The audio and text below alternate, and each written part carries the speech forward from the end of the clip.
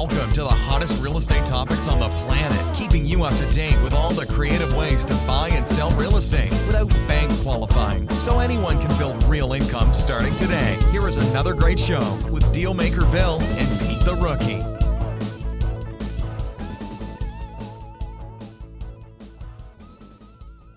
All right, here we are at Flipping Houses for Rookies, episode 188. Ready, Peter? Yes, ma'am. Here we go. Yes, ma'am. Just see if you're listening. Okay, he's listening, folks. Go ahead. Why nomad real estate investors mysteriously do cartwheels instead of deals. Nomad? Nomad real estate investors mysteriously do cartwheels instead of deals. Okay. First, what is a real estate investor nomad? It is a very specific thing. Let me explain. He or she travels from place to place to find fresh pasture or someone that does not stay long in the same place. Mm-hmm. Yeah.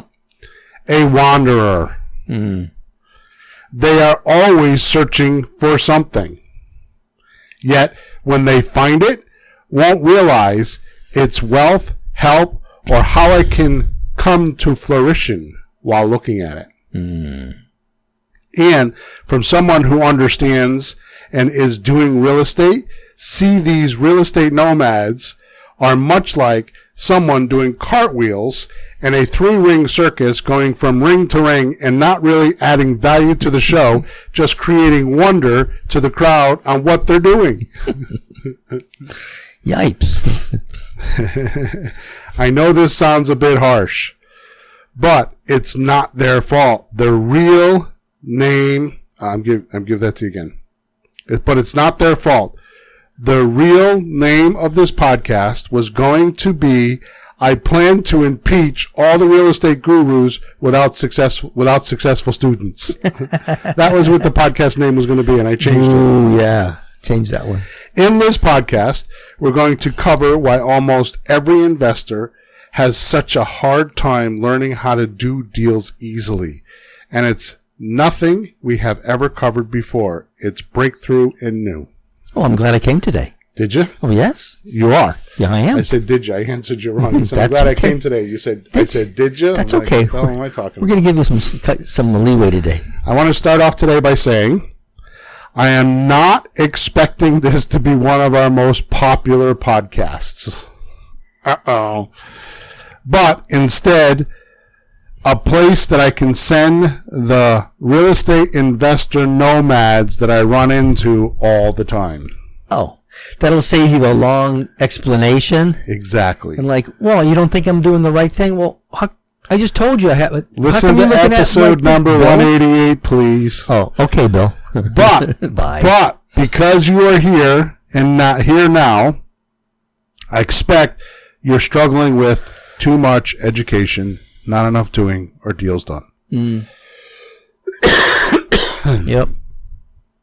And I don't plan to promise you anything, but instead prove to you my theory is spot on, so we can enter into this opportunity zone of real estate investing together. Wow, I like that opportunity zone. Yeah. Good.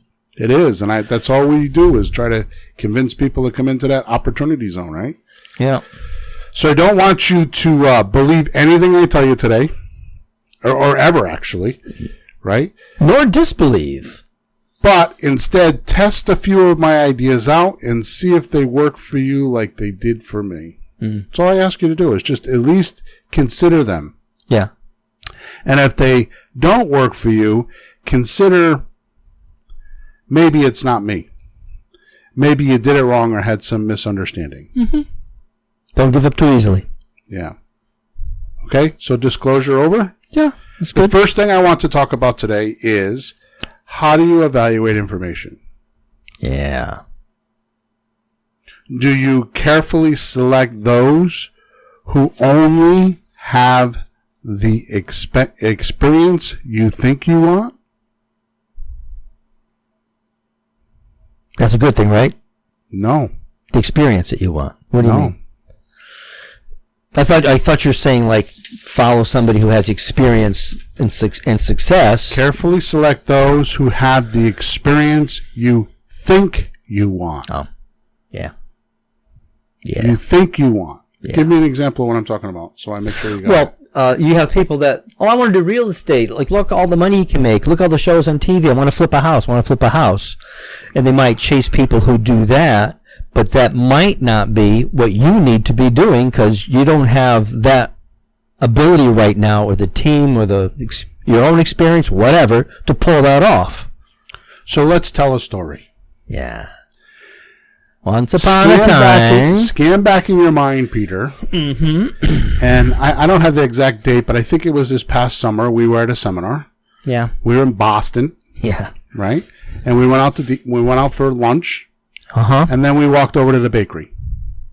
Yeah. Did we or did we not? It was nice Italian Boston, bakery. yeah. And then there was a nice Italian restaurant. Then we went to a nice Italian bakery. Right, across the street, remember? With the mafia guy sitting on the bench outside. Yeah.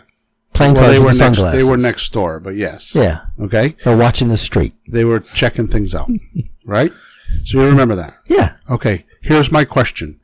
Were we in a bakery or were we not in a bakery? We were in a bakery. Okay, good. So when we were in the bakery, how come you left with certain types of pastries and stuff, and I left with different types of pastries and stuff? Why is that? I have what I like, and you have what you like. Right. So, how's that relevant right now? Well, I think a person needs to figure out what they can do, what they might really like, what they might put up with bullshit to get done, not just a shiny thing. Right. Am I on the right track? So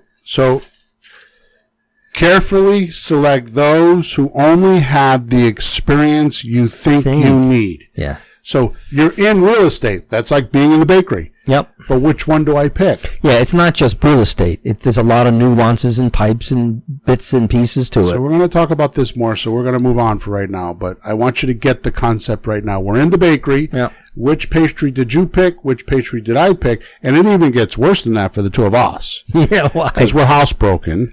Yeah. And we had to bring home pastry for our wives. Yeah, which was easier because we know what they like, though, right? That's right. But that was our justification of like spending like, $100 in the bakery because we wanted like pastry to drive home so we could eat pastry and smoke cigars on the ride home. That's right. Right. And have something for the wives. So, and when we got home, we could say, "How was your trip? Here's your pastry." End of story, right? And there it ended. All right. So here we go.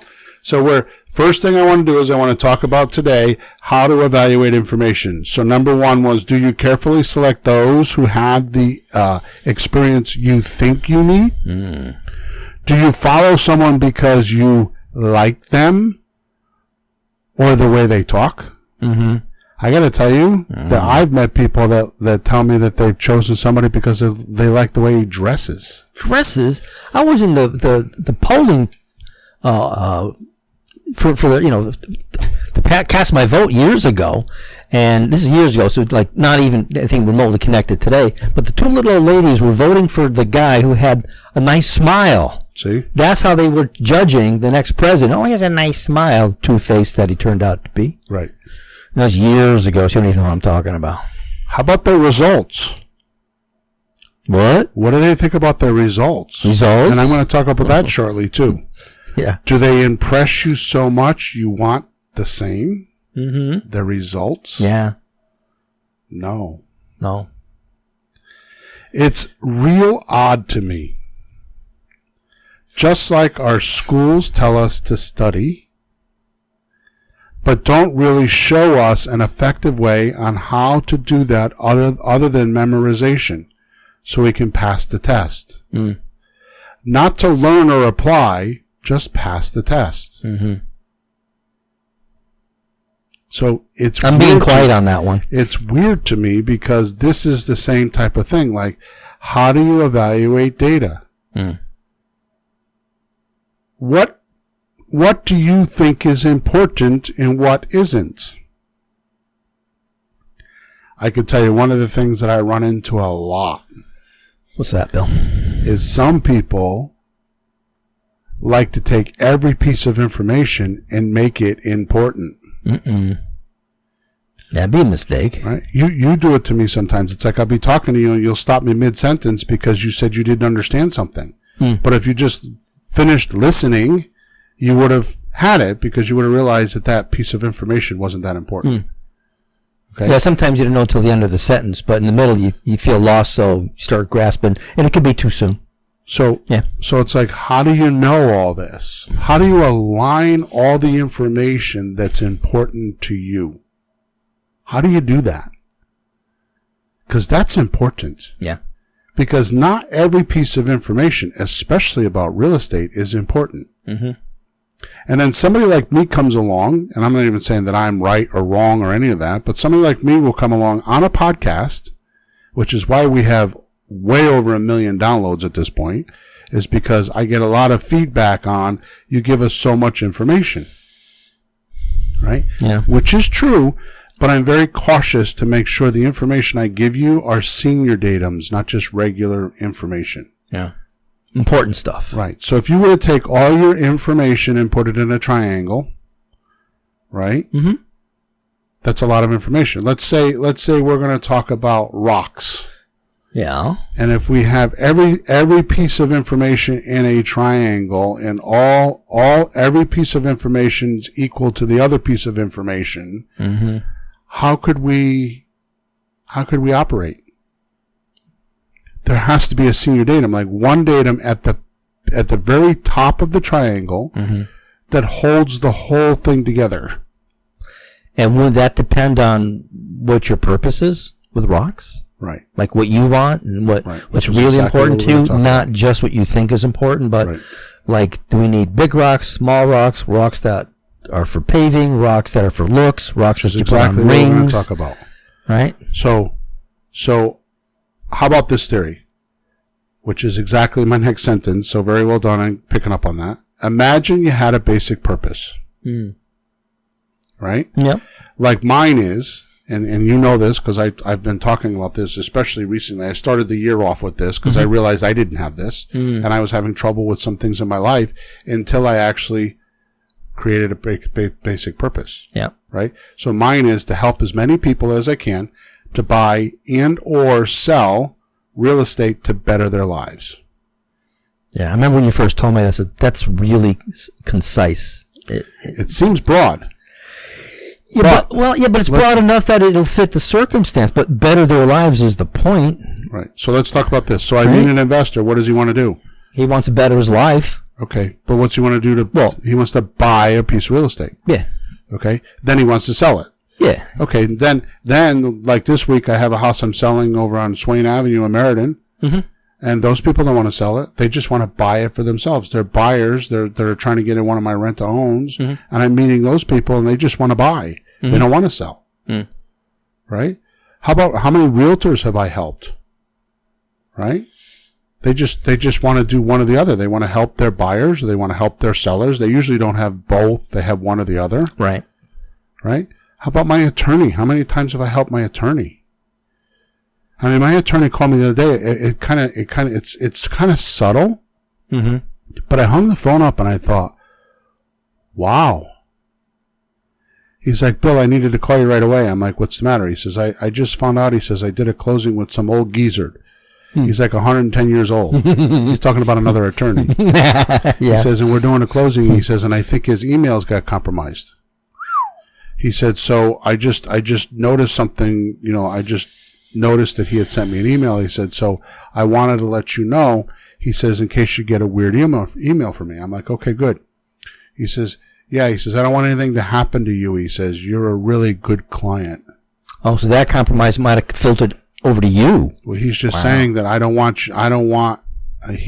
to jeopardize any weirdness happening in our relationship because you're a really good client. Now, he's never really said that to me before. Oh. I know he's insinuated it. I know that he's always been very good to me. Mm-hmm. Right? Sometimes I get annoyed with him because he's a one-man show and he gets too busy and can't handle it. Yeah. But those are relationships that you make. So I help him. Yeah. I've been in the car with you. The phone rings and Sim, he's got a problem with some closing or some title or some weird thing with a buyer or seller, and he's trying to sort his way through it. And between the two of you guys figure it out. But he's asking you legal questions. Right.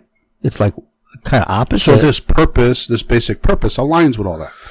Okay. Yeah. I know if you stick to your basic purpose, right? Help enough people, karma alone will pay in spades. Yep. Right? Yeah. Now we're kind of in a profound pool, and today is a little bit of an unusual podcast. This is not like all the trickery about real estate. And I have to tell you, the last couple of podcasts, which we're going to change, I'm going to have to switch it up again because I'm done being a philosopher. Uh-huh. Okay, but honestly, from the bottom of my heart, honestly, I'm telling you now that this is going to end. After today's podcast, it'll probably end. I think. I'm not 100% sure.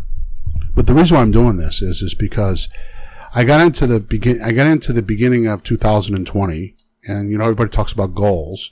So we kind of went on a whole thing around goals, but we never talked about goals, right? And I have a couple coaching clients that I've been really having some difficulty with. They're spending a lot of money, and there's things happening that shouldn't be happening.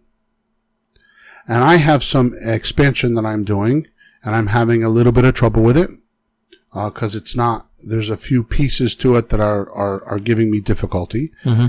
And I just started I kind of reeled back.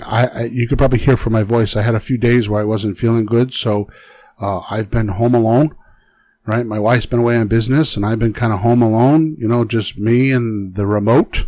Mm-hmm. And I've had a chance to kind of unwind a bit. I put the phone in the other room and told people leave me alone, right? And I've had a chance to kind of like reel back and look at things. Yeah, you got to do that once in a while, don't you? Yeah, everybody has to. I needed some time. You go like a mile a minute. Yeah, 80 hours a week I do, and I haven't had time off since Christmas. Mm-hmm. So this is kind of where it's coming from, but this is as deep as I want to go, right? So, how about you? Do you have a basic purpose? So that we're going to go from there. So I think you got it. So I'm not talking about I want to make money. Pay my bills, handle my debt, help my family. I'm not talking about that basic purpose. Yeah, but that's too obvious. That's like either do that or die. And I read a book recently, that one you gave me, I think it was, where people go like, I want to do this and I want to do that. And you're supposed to ask 7 times why until you get to like a real good reason. Like, well, why? I don't know if you saw that when you gave me the book. It's a Dean Graziosi book. Oh, I didn't read that book. Yeah, he gave it to me as a gift, and I read enough of it. And that part was interesting because I want why? And there's really good reasons at the bottom of it that are like your soul, like what gets you up in the morning that's worth it, not just $2 or $100 or whatever. So I'm going to make a statement right now that I really want people to listen to me. And it's kind of a joke, but it really puts emphasis on what I'm trying to say. Yeah.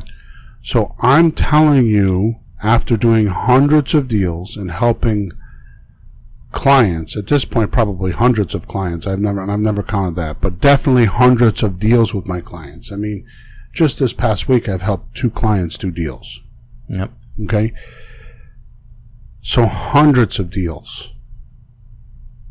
Sorting out your basic purpose, which is the reason why you want to do it, your passion, is no different than a caveman having a lighter to light a fire. And I'm not even joking. It's an exact analogy. It's like it puts you way ahead of everybody else.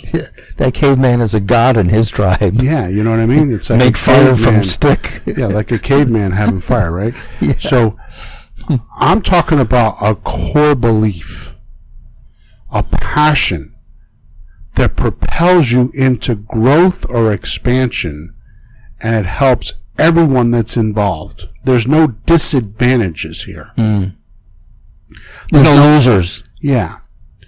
Like I know for a while you were telling me you didn't have a passion to do real estate. You were just doing it for the money. It's actually not for the money. It's so that I can do other things that I have passion for. I'm thinking, listen to what you're saying, and you're different than me on this. You're like Bill, with real estate, you're the creator of it. I'm not. Right. I use it more as a vehicle for other things I want to do. Right. So to that degree, you're off. Yeah. You're off. Yeah. You know, it's like you're either. It's like. You know, it's like I learned one time about having bad control. Mm-hmm. Like when you're like somebody says there's bad control. Yeah. There is no such thing. That doesn't exist. Mm-hmm. Right? It's either you have control or you don't. There's not bad control. If you have bad control of the car, you crash. Right. So that's like no. Right. That's just no. So it's either you had control or you didn't. Mm-hmm. There is no bad control. It's like, you know, cold. There is no such thing as cold. Cold doesn't exist. Mm-hmm. It's a lesser degree of heat. Mm-hmm. Cold doesn't exist. It's a figment of your imagination, right? It's a lesser degree of heat, right? Mm-hmm. So that's what I'm talking about with you. It's like, you know, if you don't, it's either you have this passion or basic purpose, or you don't. Mm-hmm.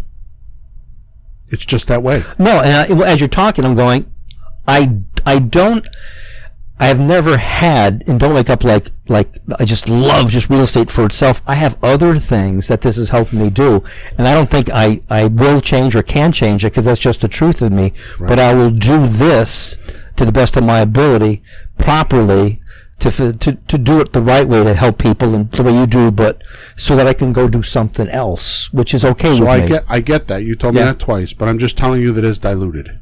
It is. And to that degree, you won't be as successful with it as you want to be or you need to be. Mm-hmm. That's all my point is. And I'm not even making you wrong. It's just you just need to know that. Yeah, and I do. And I don't want to change that because I have something else that I personally actually want. So I will use it and do it best I can. And if I get that and succeed with this, I'll be okay with it. I hope you are. You know, it's fine with me. Because, you know, honestly, while I'm on the air, I do this for reasons that I have, but I also do this to support you because you support me. Yes. And every day I think, have I supported Bill enough today? Do I feel okay about my life because you're helping me? You're awesome that way. Well, you're awesome that way. That I often feel that's not enough. So if I do a little more, it's even better, and then we both win. So it's okay. Right. So successful ideas, procedures, and motion that assist this basic reason to do things will knock out anything that tries to impede it or distract it from being complied with, and thwarted or stopped or have failures. Mm-hmm. I'm going to read that again. Yeah, it's so when your purpose is in and it's from the core, successful ideas, procedures, and motions that assist this basic reason to do things will knock out anything that tries to impede it or distract it from being complied with, thwarted, or stopped, or have failure. It's like diving on the sword. Mm-hmm. You see? Mm-hmm. And you know you have it when you start to see the compound effect. Now that's the name of a book, and I'm not talking about his book. I've seen, somebody else told me about his book. Oh. It's my own words. It's not, it's something I had before that. I don't even know what that book is. But. Okay. So what do you mean by that? And you know you have it when you start to see the compound effect. One thing adds up to another, and it seems to be all coming together. Mm. You were talking about that recently with some of the apartment training that we were doing. You're like, it seems like it's starting to come together, Bill. You kept saying that to me. It's like all of a sudden things will pop up, and all of a sudden you'll be aware of things that you never saw before. Mm-hmm. Yep. Okay? Yep. So, I don't have this written down, and I'm worried about time, but I'm going to do this real quick. Oh, we're already 24 minutes in. Luck. I read a book one time about luck. Somebody wrote a book about it. Yeah, Okay. actually, it was in a book. In fact, I'm reading a book now that is also talking about it, and I didn't even think about that till just now. No. I forgot the name of the book. I just started reading it. And anyways, luck works like this. There is no such thing as luck. You know that. Okay.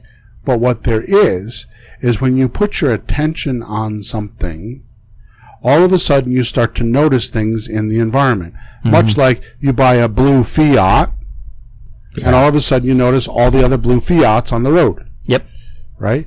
So you have attention on doing something, right? My saying is, where attention go, energy flow, results show. Right. Yeah.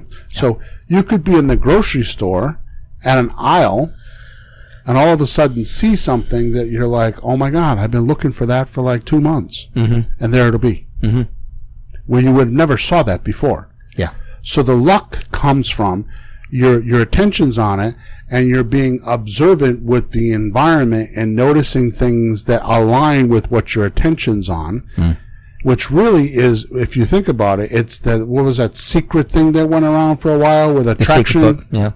You know, about with attraction? That's all it is. Yeah, that's all that is if you put your attention on, you'll start being observant, and you'll start noticing that it's already been there. You just didn't notice it. I noticed that you told me something about that maybe a year ago, 2 years probably. We're driving down the street going to some house and place. We're in like the country type thing. And you go, oh, look, a boat launch. A what?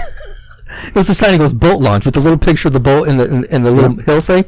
I didn't see that. Why? I don't have a boat. Right. You have a boat. Right. So you see that. And we were talking about going out on the boat, and we were looking for a boat launch. And you boat launch. Now, we keep going down the street. You go, oh, look, cigar shop. And I go, look, guitar shop.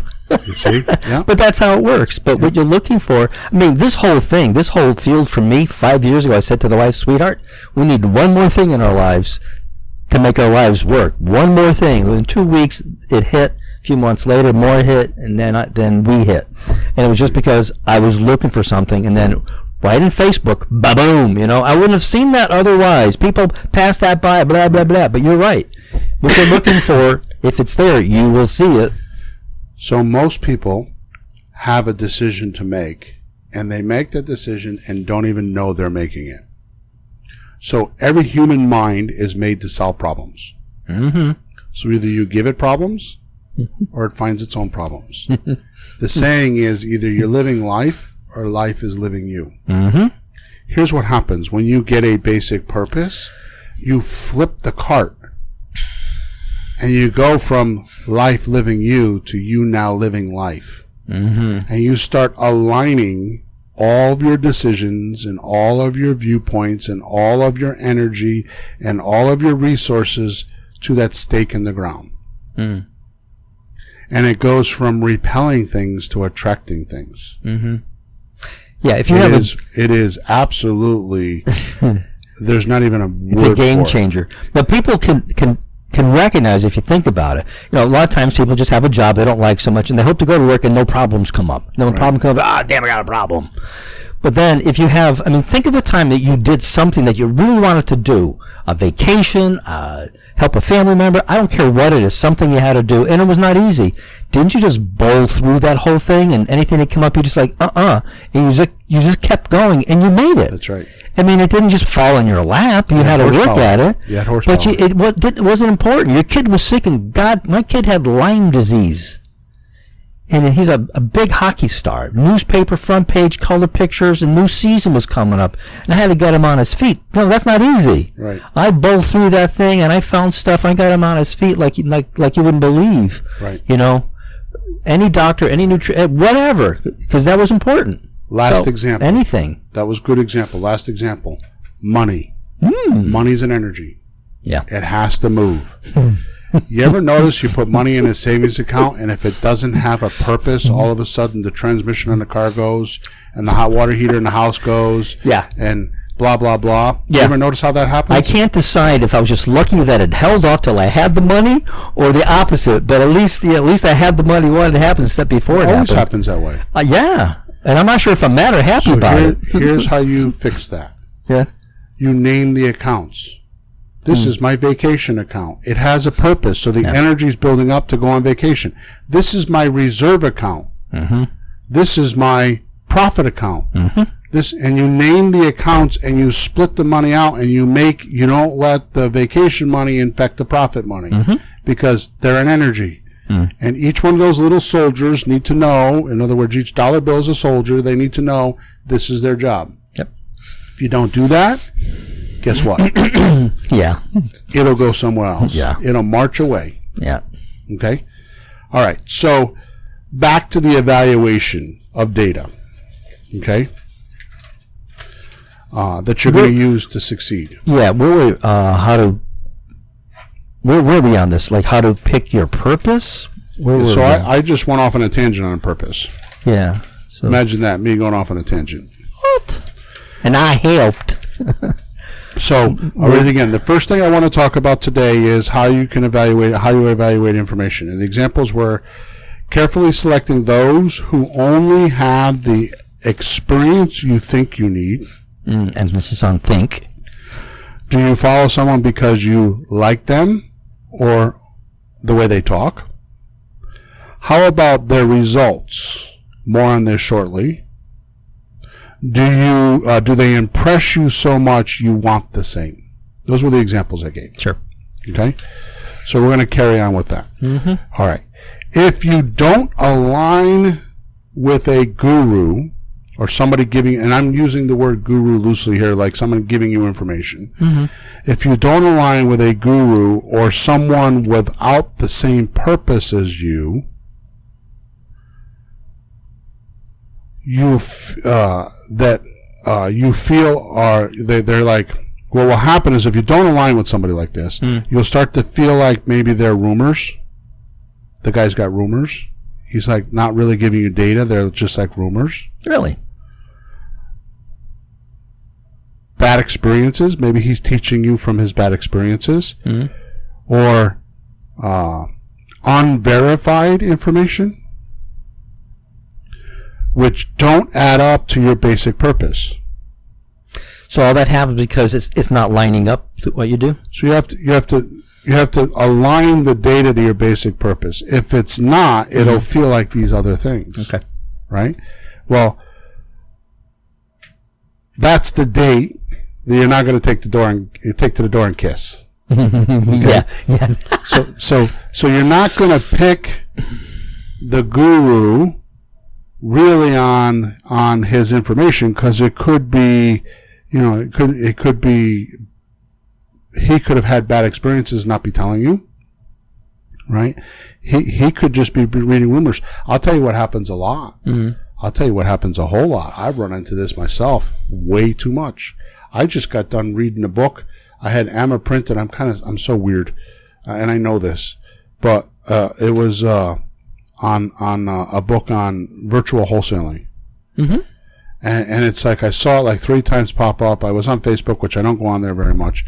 Anyways, I didn't buy it because it wasn't a physical book. And finally it kept popping up. I'm like, screw it. So I bought it. I downloaded it. I made Emma go to Staples and print it for me. Okay. I read the book. Yeah. Was not impressed. Virtual wholesaling. Yeah. Was not impressed. I mean, his theories are good, but they're very basic. If you've never heard of wholesaling, it's a great book. Yeah. But I mean, I've got another.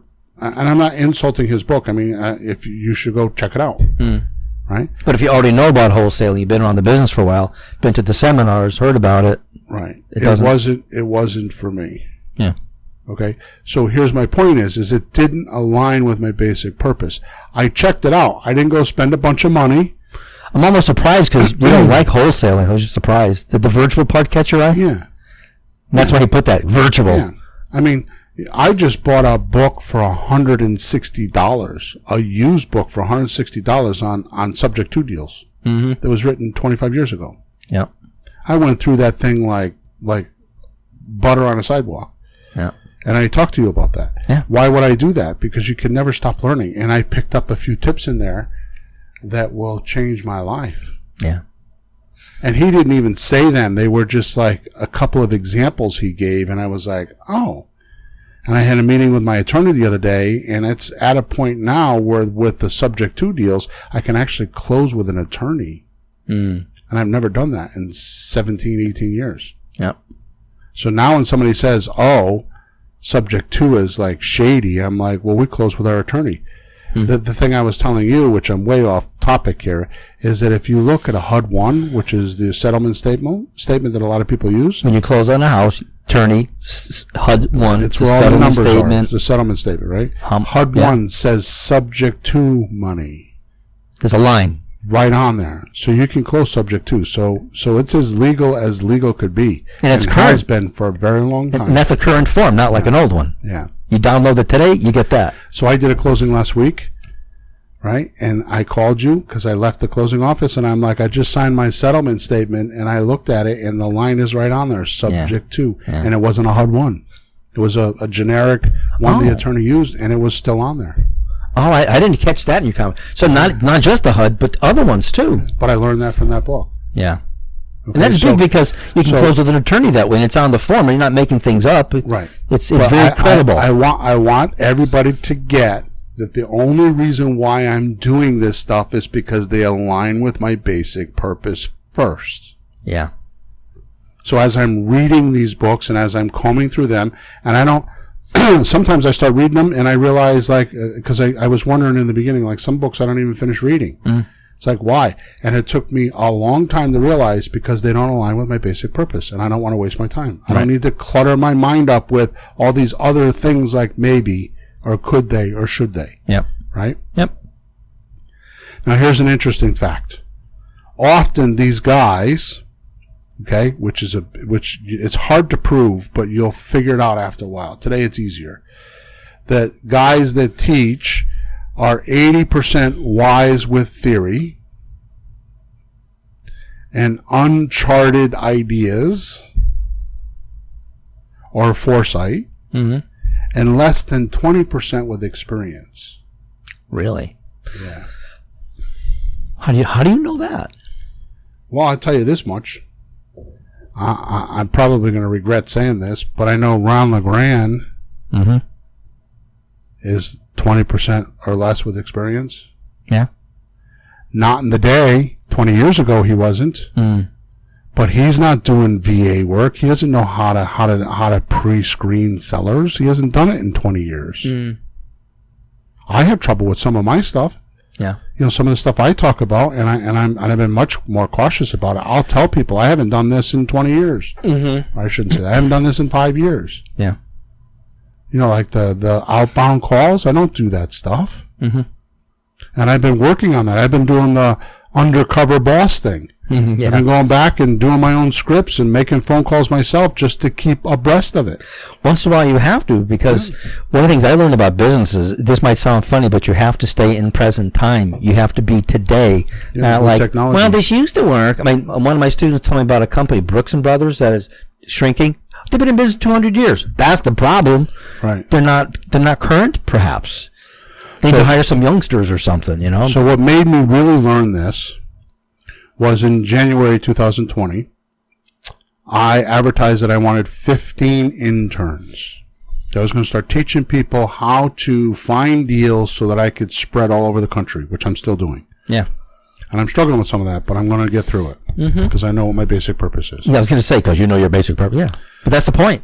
So I had actually sold 18 or 20, I don't remember which it was, because I had people that were screaming at me they wanted in. Plus I had coaching clients on there. So you wound up with around 30. Yeah, 30. Because I had some coaching clients I wanted in there. They're having trouble, and this was going to help them. Just for good measure, we threw my wife in too. Yeah.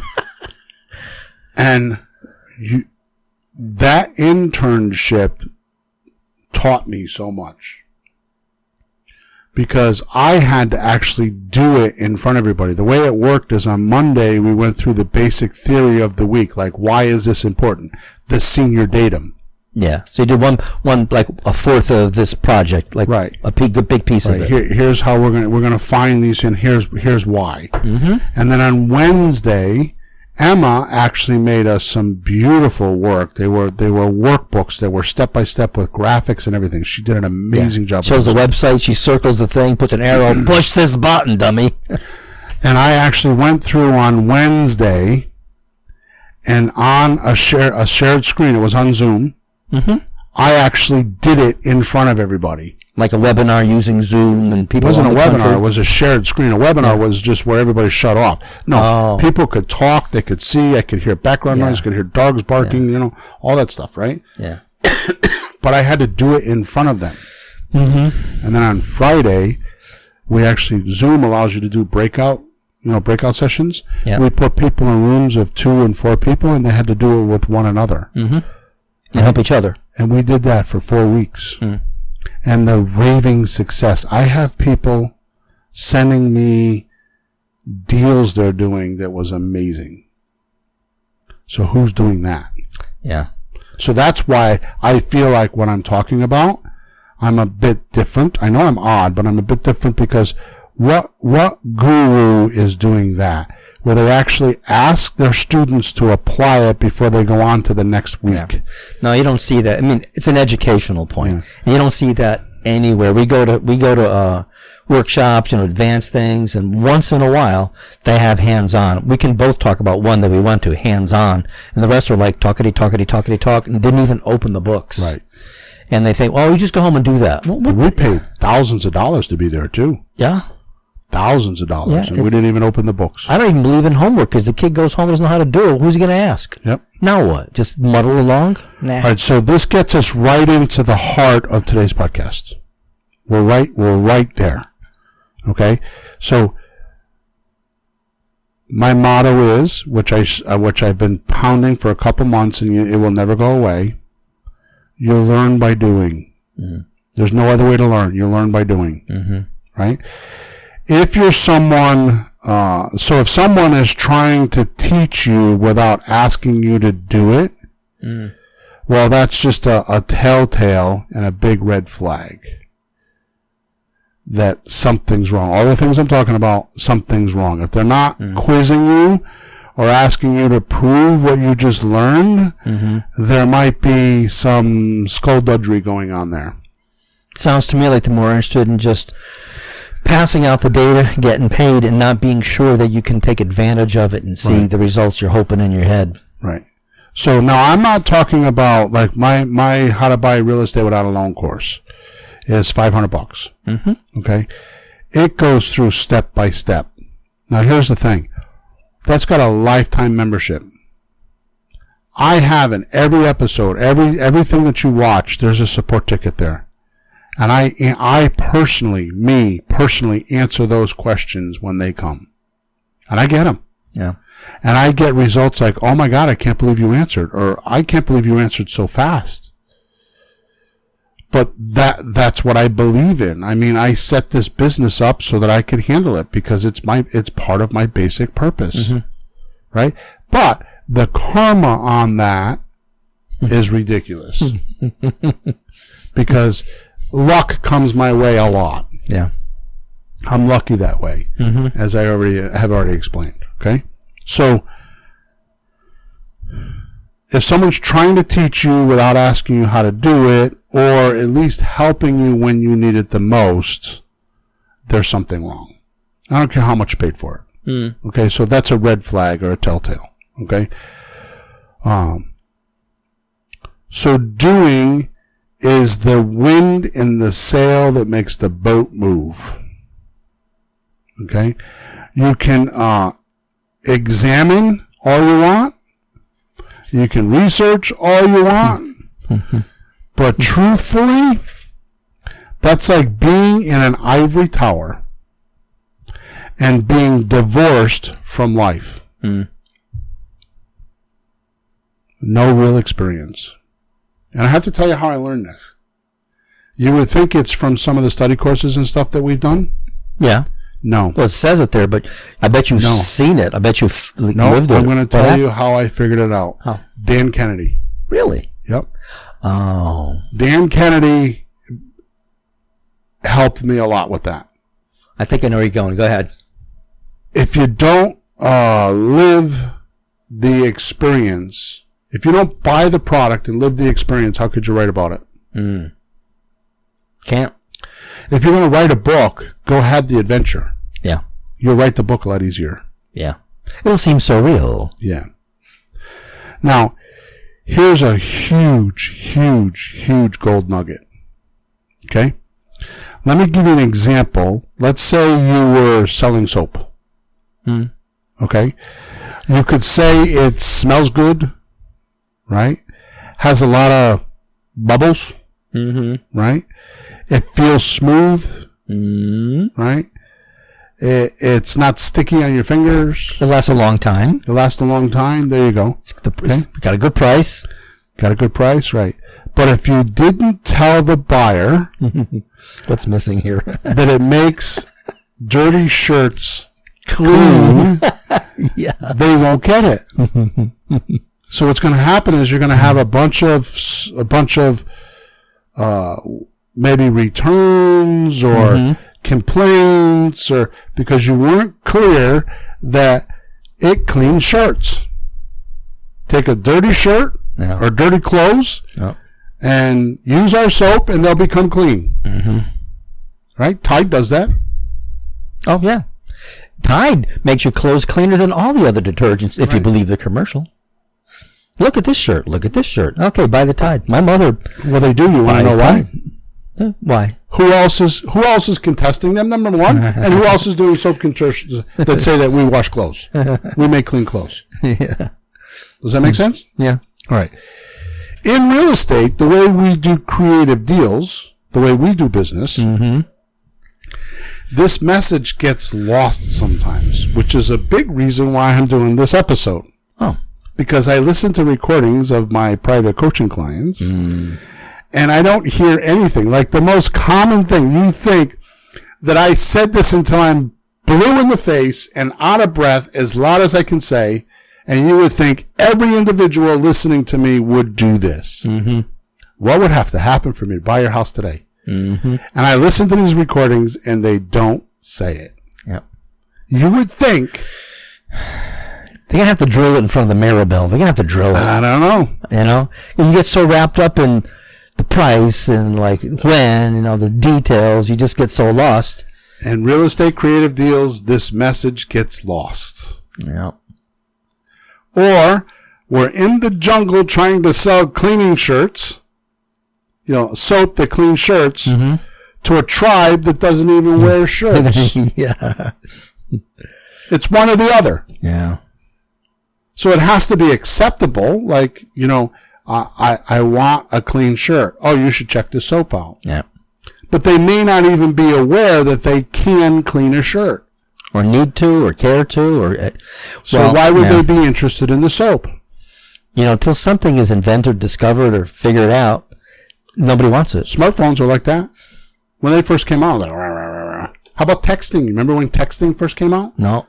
You don't remember? Well, I remember I don't remember the reaction of anybody else. I remember having a phone and have to push all the little buttons to do it. Right. And why would anybody do that? This is stupid. Why would anybody want to text? Really? Yeah. Wow, that's when we used to talk to people. Right? Hey, remember when we used to talk to people? Yeah. Yeah. So you get my point. Yeah. So it's like either the message is lost, so somebody wants clean shirts, and you're going to sell them soap, and you forgot to tell them what you do. Yeah. Like, I have soap to clean shirts. You think this is too simple. But I'm telling you, I listen to a lot of recordings of a lot of students on the phone talking to sellers, and it gets missed. It's the core basics. Okay. Or so either they don't give the message, like, here's what we do, and here's how we can help. Here's my basic purpose and why we can align. Or they're trying to sell soap to people that don't even wear shirts. Yeah. Right? I was listening to a call last night. It went on for 20 minutes. Yeah. To find out her mortgage payments were $10,000 a month. I'm thinking, why are you on this call? Whoa. $10,000 a month? Were her mortgage payments. For what? Had 8 bathrooms. What was it, a mansion? I'm like, why are you on this call? I mean, if that's your basic purpose, then I understand. But I know this guy, and it wasn't his. Flipping mansions. You have to make sure your seller even wants clean shirts before you tell them what you do. Is this making sense? Yeah. I'm not too profound. It's too very weird. profound. Can you maybe a couple examples with real estate when you're done? Okay.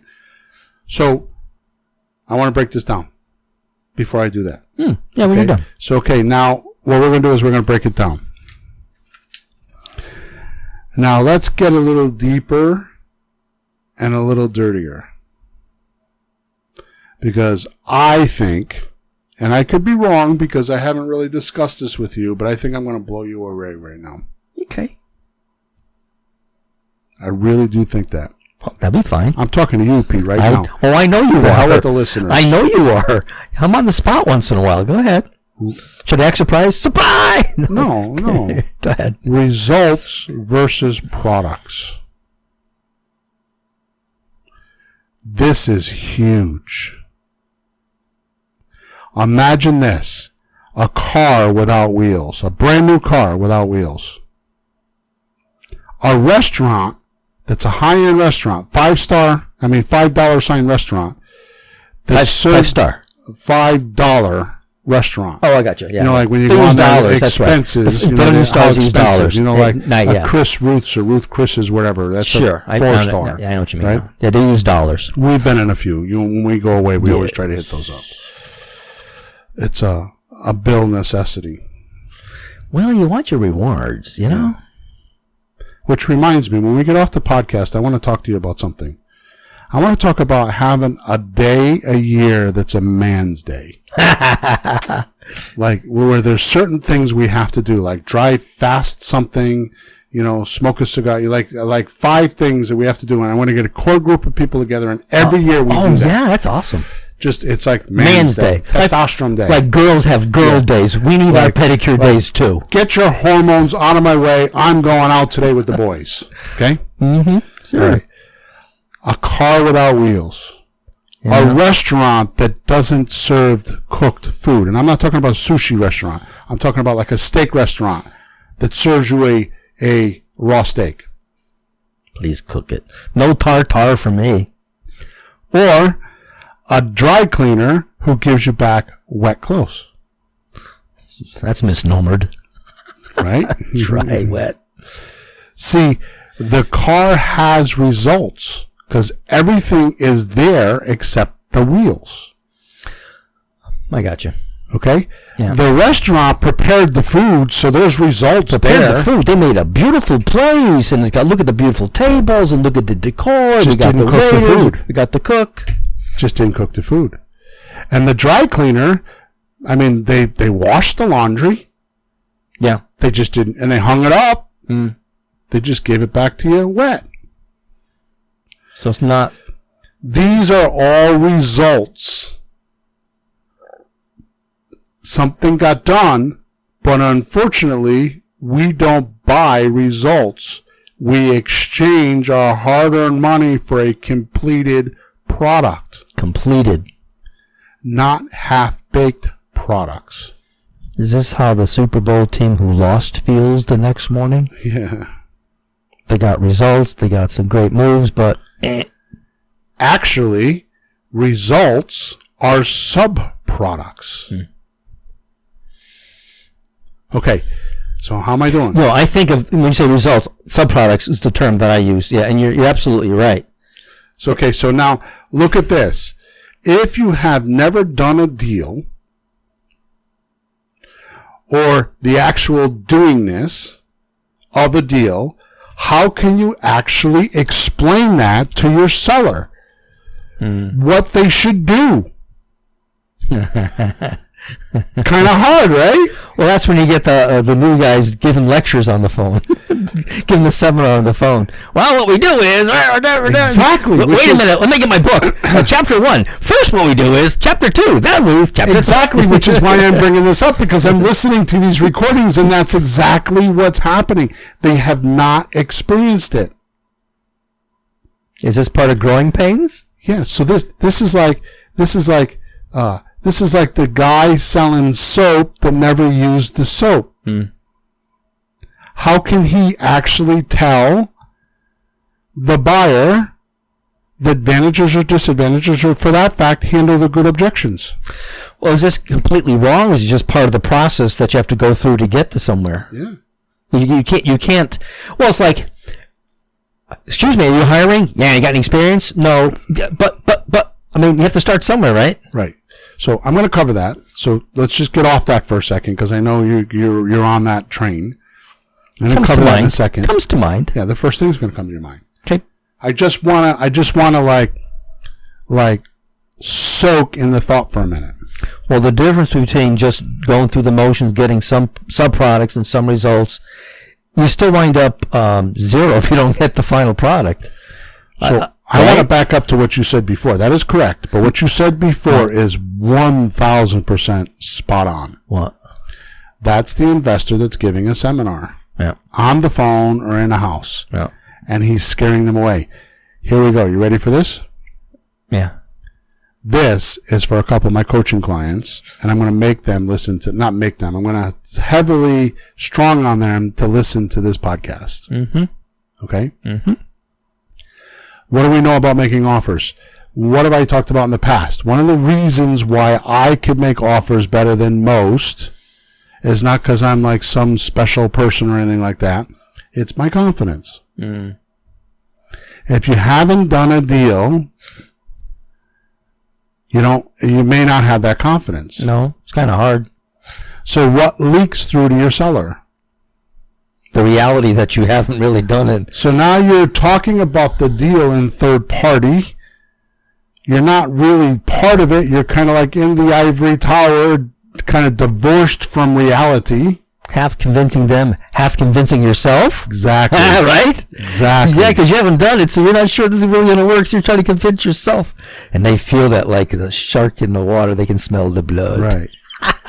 And oh yeah, by the way, you're making it all about money now. Because here's one thing I do know about negotiating. If you don't give your seller something to negotiate, they will always default back to money. Because everybody knows money. Wow, yeah. Hang on a minute. That's sinking into my head here. Because, a house has a price, but when you're talking to sellers, they have other things they're trying to do, how quick they need to move, or so in truth, when you're buying a house, you're negotiating agreements. Yeah. Like I always talk about, the first agreement is the price, the second one is the payments, the third one is the time amount or the term, and the fourth one is the deposit money if you bring it up. Yeah. So you're constantly negotiating, and negotiating just means coming to a full agreement with both of you, because both of you have ideas of what you want, and you need to come to an agreement. Yep. If you're being confusing and not telling them, hey, I have soap to clean your shirt, and they don't know what you're doing because you're off, you've not done a deal, and you're just randomly throwing shit out there hoping something catches and gets their interest, you'll confuse them. You'll lose confidence, right? And they won't know what you do. Yeah. And you'll babble. So when that happens, the only agreement the seller has with you at that point is money. Yeah. Because that's a universal agreement. So they'll go, when they default back to just the money and they don't negotiate anything else, that means, oops, I missed something. Mm-hmm. They don't get the deal. Yeah. They missed it. Mm-hmm. You talk too many circles. That, my friend, is the Cartwheels in the circus, where the clown or whatever is doing cartwheels, and they're just like looks good. Yeah, looks good, but not doing anything. Yeah, trying real hard. Yeah. Which, by the way, it's distracting from the ringleader when he's in ring number 2 with the elephant. Mm-hmm. It's distracting. So they missed the part of the seminar which explains how to do what you're trying to tell us here today. Right. Which is the important part. So what do? Now watch this. If you have a basic purpose like me to help people buy and or sell real estate to better their lives, this is what happens. You will, 1, not pretend to help and scare off the seller because they think you are just there for the money. So when your basic purpose is parked on the kitchen table between you and the seller, guess what happens? Let's define a word. I mean, I'm way off topic here, but let's define a word. Let's define the word perception. Okay. Can you do that? I have a really good definition if you can't. Well, if you got a really good one, you'll like it better than whatever I say. So go ahead. No, I'm not. I don't have to like anything. I just have a really good definition of perception. Well, here's my profound one. The purpose of perception is to know what's going on at a distance from you. And for example, sight. You can see a great distance to know what's happening there. Smell. You can get something so you know what's happening closer to you. Sound, you can tell what's happening as long as you can hear sound. But there's other perceptions like the look on the guy's face, if he's smiling, but you're trying to get some information from a distance to know what's happening somewhere. Good. I've thought about that one actually. Yeah. So I'm going to give you a nice, sweet definition. What do you got, Bill? It's receiving data or knowledge without the senses. You're talking extrasensory perception? No, I'm just talking about feelings like you're talking about. Like when you see the guy's face, right? It's deeper than just... You ever walk into a room and say, what's going on in here? Yeah. There was no senses for that. You just felt it. You can feel those... Well, I think that emotions and feelings have vibrations. I'm a musician. You can feel that. They had a show on TV about people in hospice being very ill and unhappy and depressed and worried, and they're singing to them. They're playing music. Yep. They're spending $20 million at the health whatever next few years to see how music can help. So that's unseen. It's vibrations of music, but what else is it doing to a person's perception? So it gets pretty real. So you have a seller sitting across from you at the table. Your job is to control those perceptions.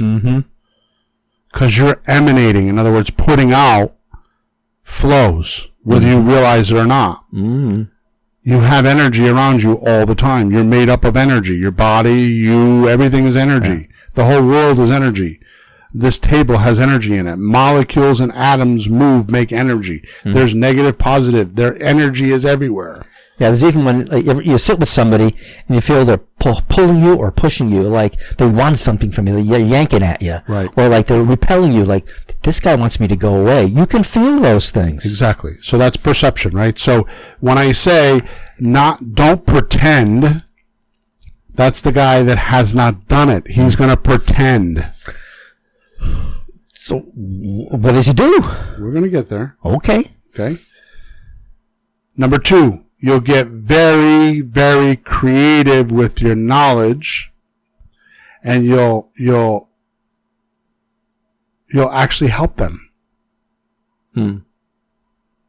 Right? So if you have a good basic purpose, you might have one piece of data need 20. Like this, I run into this with the analysis paralysis people.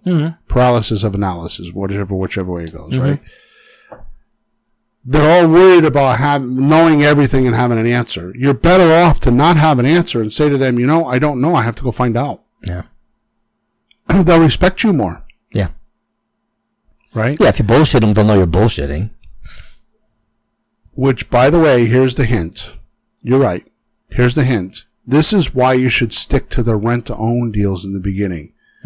Because you could literally go watch my 20-minute video. Rent to own is not hard. You rent from your seller for this amount. You rent to your seller for that amount. And there you go. Yeah. It's like not hard. It's like kind of common sense. You don't need me to teach you that. I mean, there's some paperwork. You want paperwork? Go on my website. You can buy the paperwork. FlippingHousesForRookies.com. Just go to courses, and there's a whole section there where you can buy paperwork. Okay? Yeah. So you don't even need that. You can go find it online, for Christ's sakes. Call your attorney. Yeah, you don't need me. But the point is that's how you get started. So do a rent-to-own deal, right? And then you'll have some experience, and you'll be able to have these things happen. You'll be able to talk with so you align your basic purpose, right? My basic purpose is to take people out of apartments and put them in their own houses where they can rent to own. That's a good basic purpose. That will align. Yeah. That would be good. I live in, Keokuk, wherever. I was going to say New Jersey. I think that's a place, right? Keokuk. Yeah, I'm not sure where it is, though, but it's a city. So I lived there, right? And there's a lot of apartments here. You know what? I'll bet you I could start a business by just finding a bunch of people that have apartments they want to rent and don't know how to find the end user. And for 1 month's rent, just like a realtor would do, which you don't need a license to do, I can consult them on how to rent that apartment on a rent-to-own and make $1,500 bucks. Mm-hmm. Why couldn't you do that? If you've been listening to our episodes, you got enough information to go consult them. Yeah. It's amazing how a little bit of this goes such a long way. I remember 3 years ago trying to help a realtor sell her house, and another realtor brought me there to explain it to her. Right. A realtor. I was like a year into this. Right. And they're asking me? Right. All right. Number 3, learn out loud. I did a whole email on this. I think we should turn that into a show, actually, but learning out loud. Maybe I'll do that next week. Mm-hmm. Learn out loud. By sheer virtue of having to help the seller and help the buyer, you'll learn how to do a rent-to-own. Mm. You're not putting any money in the deal. You're not buying this deal. You're not getting a deed in your name. You're going to give somebody $100 or $10 for an option agreement, which you can go get that on my website, or just type in option agreement. There's plenty of them out there. Mm-hmm. Now, it might be a sucky one, but who matters? Well, it doesn't matter your first deal. Call somebody that's renting a house or a condo and say, I'd like to go find the buyer for you. I'm new to the game and I'd like to learn how to do it. Would you help me? They're either going to say yes or no. If you make enough phone calls, somebody will say, yeah, what have I got to lose? Mm. Because here's the thing. Even if they have a realtor or they hire a realtor later, they could just exclude you from the contract and there you go. Yeah. If it doesn't work out, it's okay. Yeah. There's no promises in this. It's like, I always remind people, it's like realtors. They say, let's sell your house. If they don't, they don't. They walk away. Right. And people, what happened? Oh, it didn't sell. Nobody goes, oh my God, they didn't sell the house. He lied to me and he didn't. No, sometimes it doesn't sell. So sometimes this works, doesn't work. And it's a pretty short window, too. We don't do this for 6 months. Right. It's a pretty short window. You'll know right away. Yeah, within 30 days. Yeah, in and out. Right. So do a rent to own and don't get stuck on the deal. I mean, it's either it works or it doesn't. You're not going to lose a bunch of money. You're not going to, have something drain your checkbook or anything like that. You give them the $10 option consideration deposit and go find somebody. Mm-hmm. Even if you make no money with it. Now you're talking to sellers, you're talking to buyers. Now you're doing it. Which, by the way, How to Buy Real Estate Without a Loan course has all this in there. It has all the documents. It has everything laid out for you step by step. I've had people make hundreds of thousands of dollars from that course. Yeah. Way underpriced. Yeah. How about this one? The big one for me, this is the big one for me, is you will attract people around you who think like you and won't spend all your time trying to convince people to change their minds. Now, you're talking about buyers and sellers or other investors? I'm talking about everything. Yeah. In the last 6 months, I've realigned my life, and it's been grueling. But I've told you, you know me. One of my statements is, I'm done with this effing program. Yeah. And when you hear that, Pete, what do you know? Stand back, let you reorganize, and get back in. Things are changing. Yeah, let me know when you're done. Axes are flying, bullets are going. I'll be home. Yep. I'll I'm call you done next with week. this effing program, Yeah. right? So that's what I did. And it's like I decided I'm going to stop convincing people. Mm-hmm. I went and hired a coach. And I said to him, here's what I want you to help me do. Mm. I want to find congregations of people that have the same basic purpose as me, basically. Mm-hmm. I want to talk to people or be around people that at least have a concept that this could work or are doing it. I don't want to convince anybody anymore. If you're spending a lot of time and energy trying to convince everybody that this is what they should do, you're in the wrong pond. Get out, go find another pond. Go find a puddle, not a pond. Yeah. right? Stop trying to convince people. Just change the environment, because people like me and you are out there. You and I should say, are out there. Yeah. There are plenty of people. There are groups. Form a group in your own area. That's what we did. I spent $60 for meetup.com and I started a group. Now I've got thousands of people on there, and I get dozens of people who come to a monthly meeting, and it's unbelievable. Yeah, I'd never seen anything like that. Yeah. You had the first meeting, and I showed up, and there's like 12 people. How'd you get 12 people to show up out of the blue? Meet up. What? Yeah. Because I go through tears and blood, sweat, and tears to get people to show up to things. So the new technology, meetup things, yeah. So lastly, because you have a clear purpose, that it's easy to understand, and it's nice and clear. It's like being on top of a snowy mountain and being able to ski down it without any obstacles, counter effort, non-compliance, no distractions, barriers, and opposition. None? Imagine what that would be like. But don't they happen? Imagine what that would be like. Be like my life. So we're coming down to the end of this podcast, but I want to make sure that I don't make light of this, because I'm going to tell you I made this change 3 months ago. You don't even know I made this change, because I've never talked about it. Well, I remember you saying something along the lines, but I don't know how you did it or what you did. I didn't see it. So I have my basic purpose. I'm pushing it like kind of on a channel.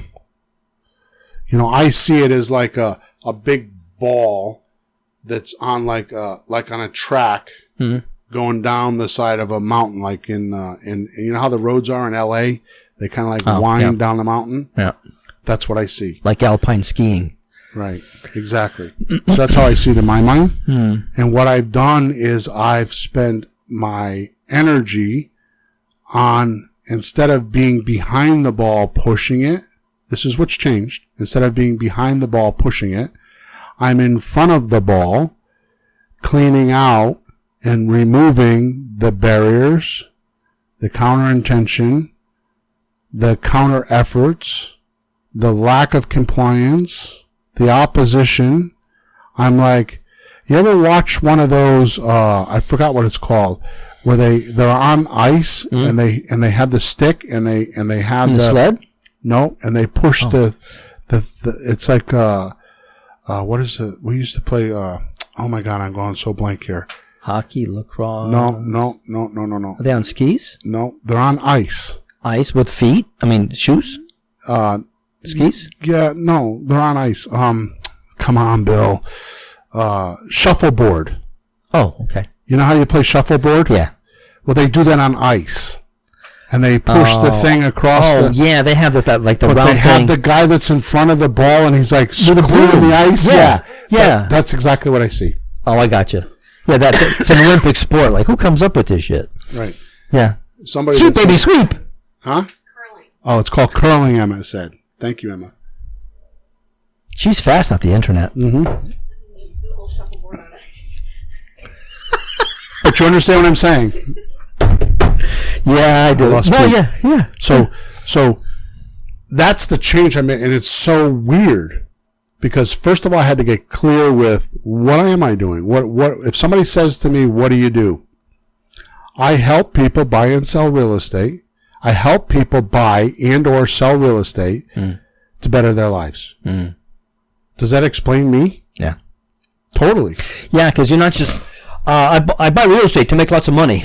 Yeah. No. I'm a real estate investor. Yeah. No. Right? No. So anything that gets in the way of that, I need to clear the path. Yeah. And all of a sudden, I noticed that I have less work to do. Wow. I got to tell you, the noise that I removed from my life, I didn't even know was there. You know, the emails and the messages and all the stuff that I didn't need to hear, including from my wife and my family, has been miraculous. Because I'm going to tell you why. I'm going to tell you this. I'm telling you this. This is not like some opinion. I'm telling you this. The biggest reason, the biggest, number one biggest reason that any one of my investors in my club or in my private coaching group don't make it is because of their environment. It's too noisy, it's cluttered, and they don't have a purpose. They don't have a stick in the ground saying, I'm going to do this. Didn't you notice that the most successful ones were the ones that really had to do it? It wasn't just a good idea, cute to make some money? I used to think that. Yeah. I used to think that. Yeah. The like they had more ones that necessity. make it, the ones that make it are the ones that keep it simple.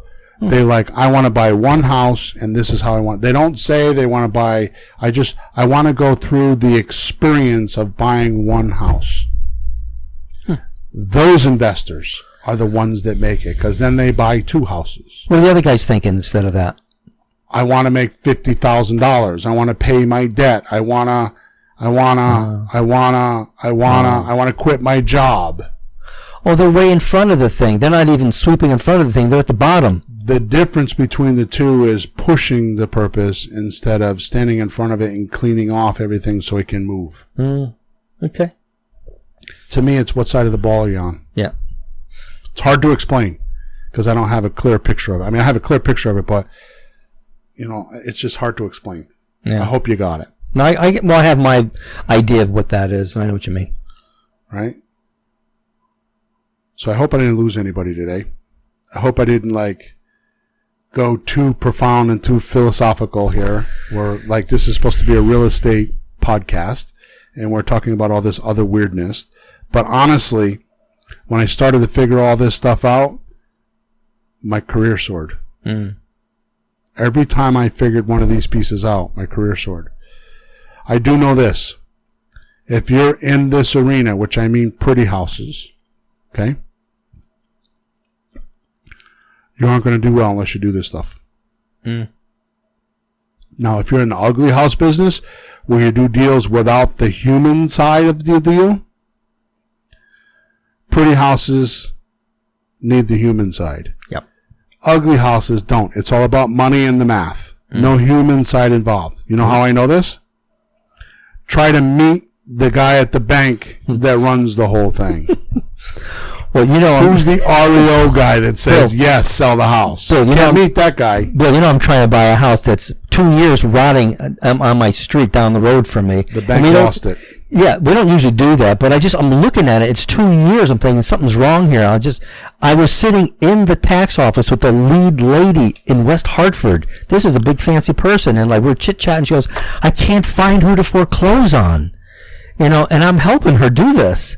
So I got people looking into it in the legal department now at the big bank in the sky, because somebody says, oh, we sold it. Well, if you sold it, somebody's not paying the taxes for $8,000.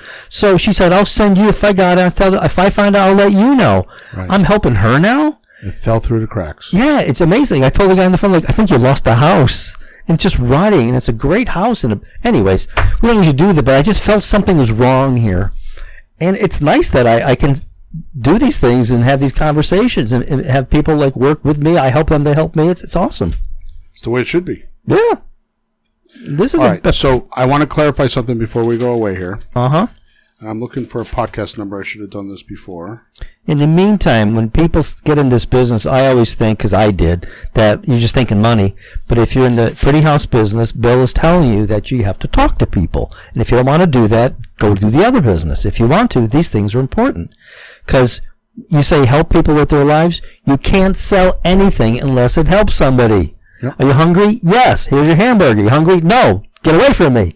So better their lives. Better their lives. You have to help them with something. If you have a conversation with somebody and you walk away thinking, I helped better their life, it was a good conversation. Yeah. And if money happens also, it's even better. But the helping part is how it all happens.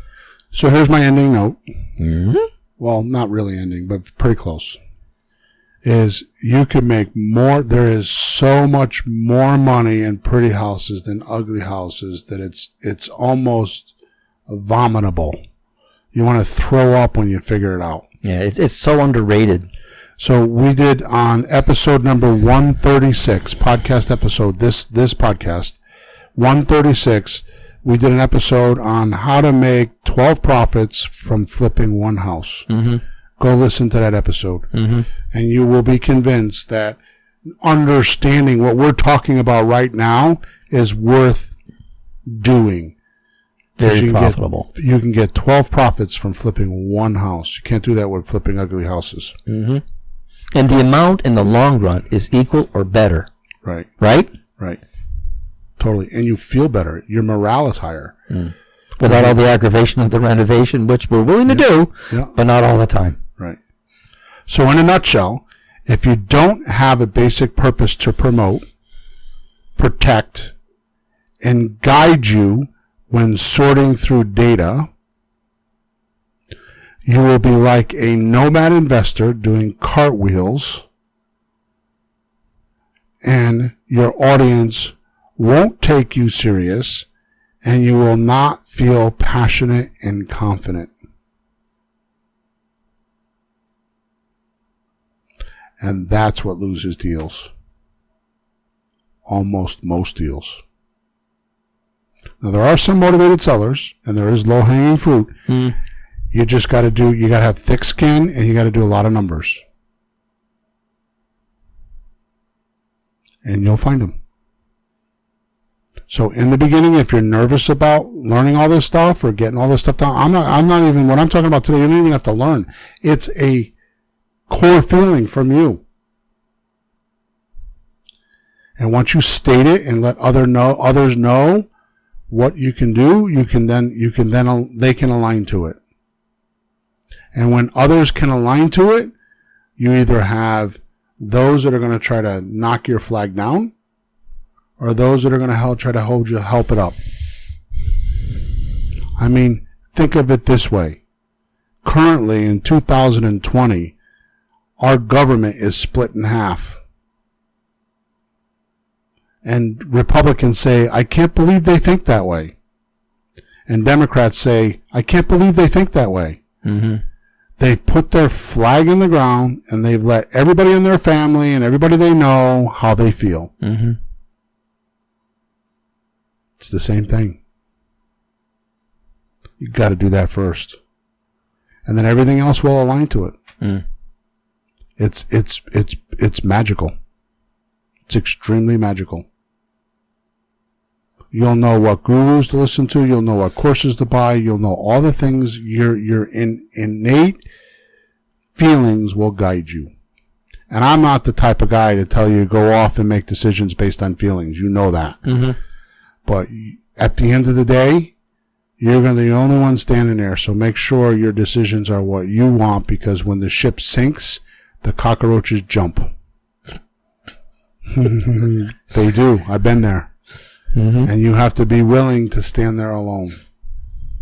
And if that decision, if you're okay with doing that, with that decision, then go for it. The last thing I'm going to say, and then I'm going to tell you to go give me reviews, is one of the ways that I make decisions is I'll ask a handful of people what they think. And what do I do, Pete? The opposite of what they think. Because most of them will say, this is what I would do, and it'll be very common. But I have a horrible thought. Does that include me? Sometimes. Ouch. If I have group agreement, that's what I'm saying. If there's group agreement, if the herd says I should do this, I go the other way. Mm-hmm. And I got that from Dan Kennedy. Yep. It's a herd. It's not you personally. It's a herd mentality. Yeah. No, I was kind of born that way. I've always been like the other guy too. Right. Perfect example is you want to buy a house, go get a mortgage. Yeah. No. All right. So, in final, if there's anything that I can strongly suggest that gives you the most bang for your buck, it's my How to Buy Real Estate Without a Loan course. Everything you need is there. If you think that you need to have a Yale education, you're wrong. I am telling you from the very bottom of my heart, it's $500. I've not changed the price in years. I've sold, I can't tell you, thousands and thousands of them. I got success stories with hundreds and hundreds. I have a guy the other day that told me that they wholesaled the house and made $94,000 off of that course. Wholesale? And it doesn't even talk about wholesaling. You said wholesaled it for 90 from that? And it doesn't even talk about wholesaling, but by the way we find houses in that course, he found a deal and wholesale them at $94,000. Holy crap. I've got people make hundreds of thousands of dollars a year that put them in business. Yeah. Because it's the core basics. And if you think I give you a lot of information on a free podcast, you should see what I put in a paid course. Yeah. Okay. So it's the type of thing that, honest to God, and there's a payment program. You don't have to come up with $500 today. I can spread it over months. Okay. My point is this. I'm not pitching the course because I'm telling you right now, we're going to split up some money today on a deal. The $500 is like comical. That's lunch. Dinner. That's dinner. Yeah, basically. Yeah. I'm not trying to brag. I make my money on real estate. Mm-hmm. Now, don't get me wrong. I need money to pay for Emma and all that other kind of stuff. So, yeah. So I'm not making light of I don't want you to buy it. My point is this. It should really be a $3,000 course. I've been told that I was thinking $5,000. By many people. I'm thinking $5,000. I don't do it for the money. I do it because it's the Henry Ford model. Henry Ford said every American should have the ability to own a car. Mm-hmm. So he created the assembly line and made an affordable car. So I've made an affordable course that gets you started in real estate, and you're not going to get this value anywhere else. I promise. No. If you do, let us know. Text me. Send me a support ticket, and if what you tell me is really correct, I'd be crazy enough to give you your money back, which I've never said before. Mm-hmm. Okay, because it's that much value. But here's the point. The point is this: literally in a weekend, you have everything you need. Like literally, you could buy this on Friday night and on Monday morning do a deal. Yeah, and it is in sequence. Yes, it does show you what to do, what to say, what to write on the sign, what to put in the ad. It shows all that stuff so that you can do it, not just think about it or talk about it. I want to correct you there because I don't think you should say that. Okay. Let me correct that. I'm sorry for doing that. No, that's okay. So a lot of people will tell you what to do, not how to do it. Yeah. So like you go to a RIA meeting or like even on here, we'll tell you what to do, but not tell you how to do it. Yeah. That's a something that happens in our industry. Well, that's sales anyways, isn't it? It's manufactured that way. Yeah. So this course will tell you how to do it. That's what I'm trying to say. Yeah. It's every step. Nothing's missing. Yeah. Paperwork is there. Documents are there. There's videos with the documents where the video is there, and below it is the download for the document. You download the document, watch the video, and I show you how to fill in the blanks. Yeah. So there's no, and it's made so that what happens is when you find a deal, you only have to do the first part of it. And then when you find the deal, you just go to the next step and it shows you what to do. You don't even have to worry about anything because it's like when you get there, you just watch the video and you do it. Mm-hmm. That's how it's designed. It's designed as if I was holding your hand, walking you through the deal.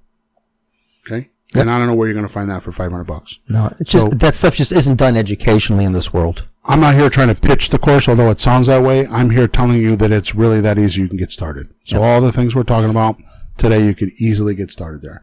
And the last thing is, I really want reviews. I've been getting some, but not enough. So go to Flipping Houses for Rookies /podcast, and you can do the reviews there. They're on the right side in a red button. So flippinghousesforrookies.com /podcast. Okay? We're going to change it up the next couple weeks, Peter.